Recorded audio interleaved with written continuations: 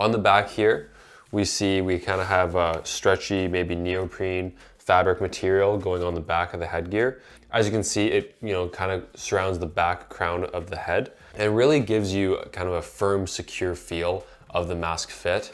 It also has 4 adjustment points, so 2 above the ear and 2 below the ear here. So to adjust, you would kind of pull this a little tighter on both sides, just making sure the back is nice and symmetrical. And then on the bottom, you can adjust as well. And there's clips at the bottom for you to easily take them off. I think this is one of the modifications. When this mask came out years and years ago, you kind of have to feed the clip through this portion of the mask here in the frame, but now it's a kind of a half magnet, half clip system. So it's really easy to take on and off.